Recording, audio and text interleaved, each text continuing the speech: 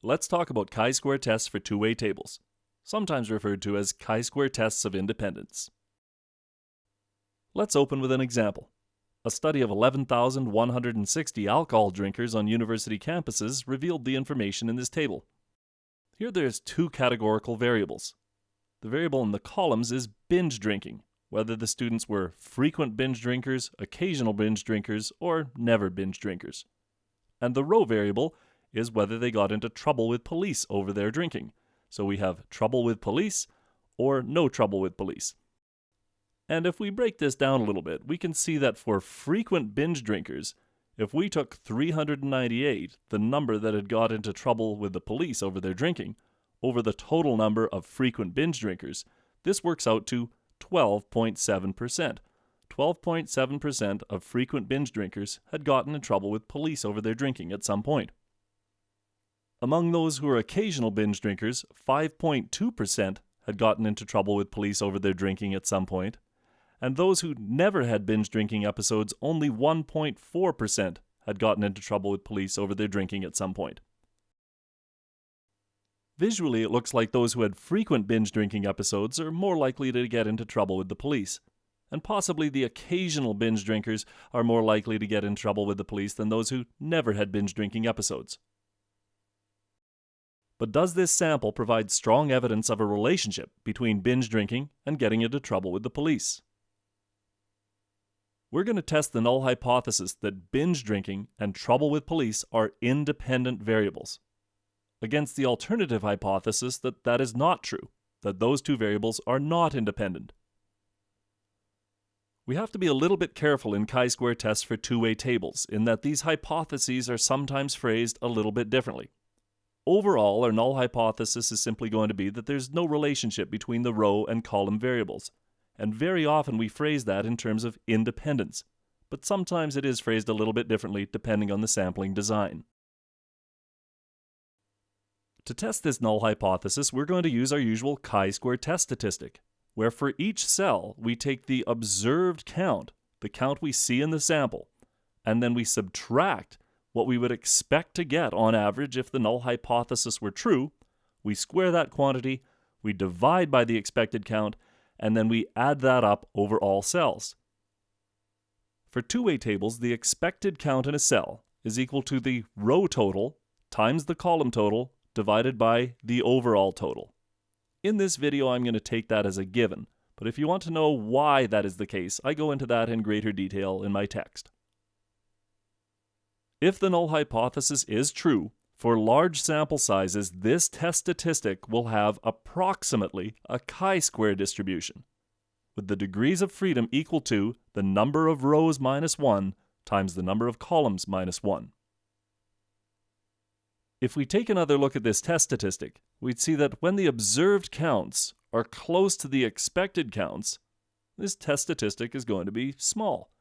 And when the observed counts are very different from the expected counts, then this test statistic is going to be large.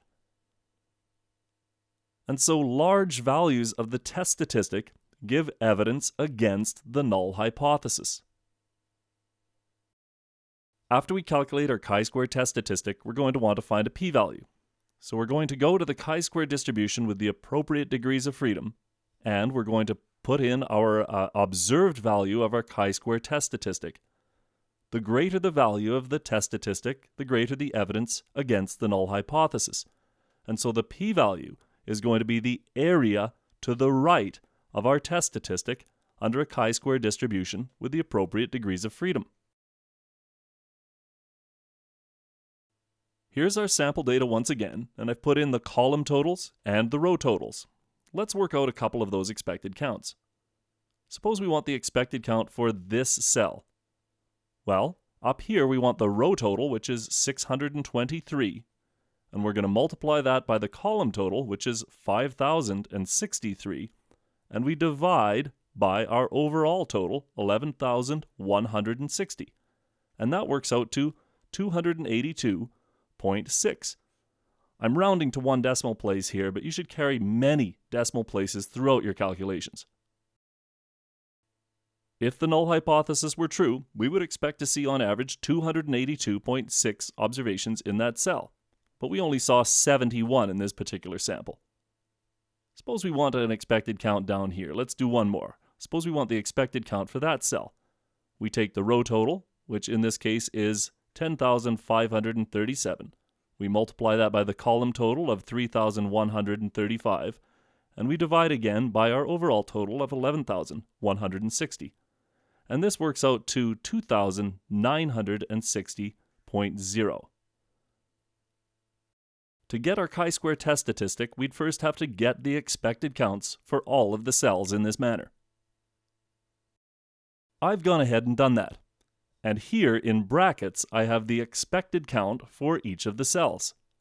Now we want to calculate our chi-square test statistic. So let's look at this cell. And down here, we take our observed value of 71, what we saw in the sample. We subtract the expected count under the null hypothesis, that 282.6 that we figured out. We square that and divide by the expected count. We do that for all 6 of these cells. So we do that for all 6 of these cells, and if we were to do that, we would get a chi-square value of 469.6. Now we need to get the corresponding p-value. But first we need to find the degrees of freedom. And the degrees of freedom are the number of rows minus 1. Here we had 2 rows, so 2 minus 1, times the number of columns minus 1. We had 3 columns, so 3 minus 1. So we have 2 degrees of freedom in this case. Here's the probability density function of the chi-square distribution with 2 degrees of freedom. When the degrees of freedom are greater than 2, the PDF is increasing at first and then decreasing, but for 2 degrees of freedom it looks like this. And what we're trying to find is the area under this curve to the right of our observed value of our test statistic, which is 469.6. And as we can see, that value is way off the screen to the right. And so the area to the right of that value is going to be tiny, very close to 0. These calculations were a bit of a pain to carry out by hand, so we usually use statistical software to carry them out for us. Let's see what some of that output looks like. Here's the output from the statistical software R. Here we have our chi-square test statistic, the degrees of freedom, and this p-value. So R is telling us that the p-value is less than 2.2 times 10 to the negative 16, which is just R's way of telling us that the p-value is very close to 0. So the p-value is tiny, very close to 0. So we have very strong evidence against the null hypothesis. But what does that mean in the context of this problem? Well, here we're testing the null hypothesis that binge drinking and trouble with police are independent variables. So we have very strong evidence against this null hypothesis. And there is extremely strong evidence that binge drinking and trouble with police are not independent variables. Going back to the data, the chi-square test is telling us that there is very strong evidence that this column variable of binge drinking is not independent of this row variable of trouble with police. There is very strong evidence that there is a relationship of some nature, that they are not independent. The chi-square test does not tell us the nature of the relationship, just that there is strong evidence that a relationship exists. This can be somewhat problematic if we have a very large table, of 40 rows and 30 columns say, because it can be a little bit tricky to find out what that relationship actually is. Here it's not so bad. Here it looks like those who participate in binge drinking more frequently are more likely to get into trouble with police over that drinking at some point. We could investigate this a little bit more formally by looking at these pairwise comparisons, comparing never to occasional and never to frequent, say, and occasional to frequent, so we could look at that a little bit more formally. But for now, loosely, it certainly looks as though those who participate in binge drinking more frequently are more likely to get into trouble with police. And you might be thinking, quite reasonably, that, well, this is pretty obvious and we didn't need a study to tell us this. But if we always simply assumed that our intuition was correct, we'd be missing out on some very interesting things in this world.